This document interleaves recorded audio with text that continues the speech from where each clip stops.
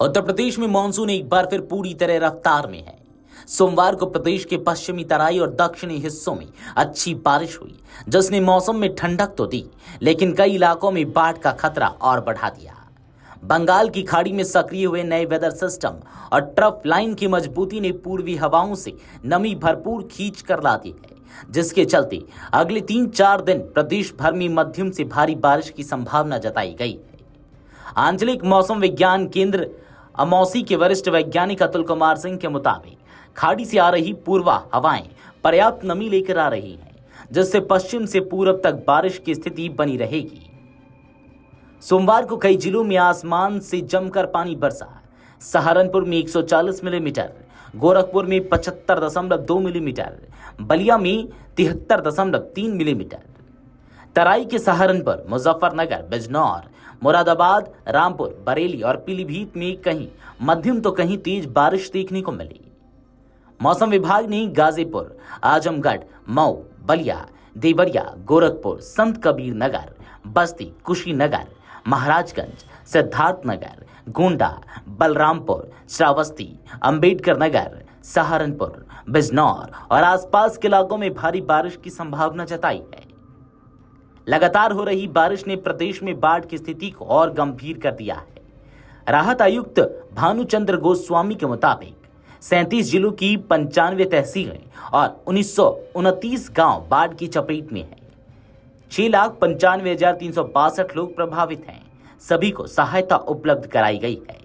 84,777 मवेशी सुरक्षित स्थानों पर पहुंचाए गए।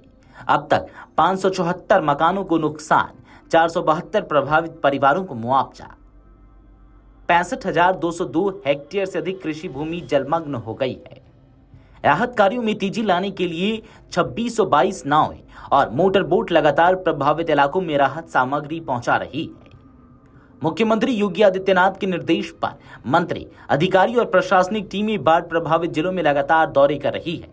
उनका जोर राहत सामग्री समय पर पहुंचाने और विस्थापित लोगों के लिए सुरक्षित ठिकाने बनाने पर है। बाढ़ पीड़ितों को राशन, पीने का पानी, दवाइयां और पशुओं के लिए चारा पहुंचाया जा रहा है। प्रभावित जिलों में अयोध्या, बहराइच, बाराबंकी, बस्ती, कासगंज, हरदोई, मुरादाबाद, मुजफ्फरनगर, शाहजहांपुर, भदोही, श्रावस्ती, उन्नाव, फर्रुखाबाद, मेरठ, हापुड़, गोरखपुर, गोंडा, बिजनौर, बदायूं, कानपुर नगर, लखीमपुर खीरी, आगरा, औरैया, चित्रकूट, बलिया, बांदा, गाजीपुर, मिर्जापुर, संत कबीर नगर, प्रयागराज, वाराणसी, चंदौली, जालौन, कानपुर देहात, हमीरपुर, इटावा और फतेहपुर शामिल है।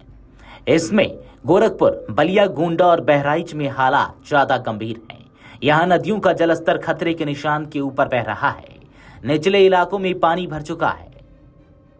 गांव में बाढ़ का पानी घरों और खेतों तक पहुंच गया है। फसलें जलमग्न होने से किसानों को भारी नुकसान की आशंका है। राहत शिविरों में ग्रामीणों को ठहराने की व्यवस्था की जा रही है, लेकिन कई इलाकों में पानी की ऊंचाई के कारण पहुंच मुश्किल हो रही है। सरकार ने लोगों से अपील की है कि वे अफवाहों पर ध्यान न दें, प्रशासन के निर्देशों का पालन करें और जरूरत पड़ने पर हेल्पलाइन पर संपर्क करें।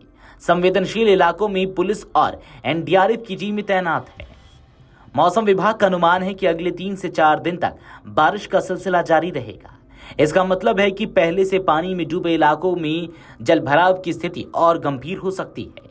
वहीं तराई और पूर्वी जिलों में नदियों के जलस्तर पर लगातार निगरानी रखी जा रही है। वीडियो डेस्क, अमरउजाला.com। अगर आप ये वीडियो YouTube पर देख रहे हैं तो हमारे चैनल को सब्सक्राइब कर बेल आइकन दबाएं और Facebook पर देख रहे हैं तो हमारे पेज को लाइक करें।